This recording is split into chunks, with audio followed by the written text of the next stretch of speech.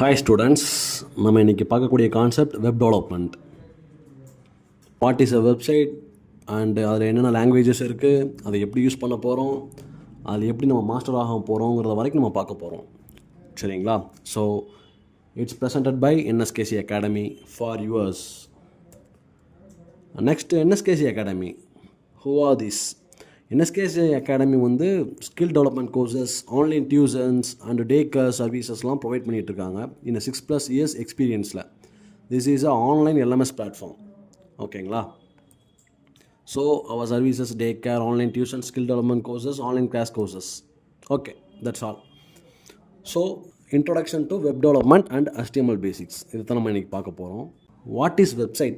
இப்போ வெப்சைட்னால் என்ன? இன்னும் நம்ம ரியல் லைஃப்பில் டெய்லி நம்ம வந்து வெப்சைட்ஸை வந்து யூஸ் பண்ணிகிட்டு இருக்கோம். என்ன food ordering, next bus book பண்ணுறதுல இருந்து இ-காமர்ஸ் சைட்ஸில் ஃபுல்லாமே ப்ராடக்ட்ஸை வந்து ஆர்டர் போடுறதுலேருந்து எல்லாமே நம்ம வெப்சைட்ஸை வந்து ரியல் லைஃப்பில் யூஸ் பண்ணிக்கிட்டே இருக்கக்கூடிய ஒரு திங்க். ஸோ இதை எப்படி பண்ணுறாங்க? ஃபஸ்ட்டு வெப்சைட்னால் என்ன அப்படிங்கிறத நம்ம தெரிஞ்சுக்கலாம். So website contains numbers of multiple web pages. ஓகேங்களா? Multiple web pages and it's contains a content. ஓகேங்களா? அதில் நம்ம பார்க்கக்கூடிய திங்ஸ் எல்லாமே நமக்கான கான்டென்ட் தான்.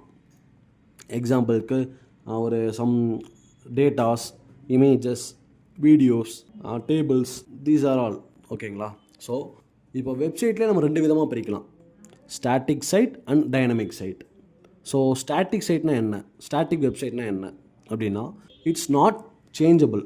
அவங்க கொடுத்துருக்கக்கூடிய விஷயங்கள் எல்லாமே அப்படியே இருக்கும், நமக்கு எந்த ஒரு சேஞ்சஸுமே நடந்து நமக்கான அவுட்புட் வராது. And another one is a dynamic website. Dynamic வெப்சைட்னால் என்ன அப்படின்னா, இட்ஸ் அ சேஞ்சபிள். சரிங்களா? இப்போ நம்ம லாகின், லாக் அவுட் பண்ணுறது, சைன்அப் பண்ணுறது, பேமெண்ட் பண்ணுறது, இந்த மாதிரி விஷயங்கள்லாம் பண்ணக்கூடியதை ஃபுல்லாமே டைனமிக் வெப்சைட்னு நம்ம சொல்லுவோம். ஸ்டாட்டிக் வெப்சைட்டுக்கு சர்வர் டு கிளைண்ட் ப்ரௌசர், அதாவது சர்வரில் வந்து நமக்கு ப்ரௌசரில் அவுட்புட்டாக சைட் தெரியும்.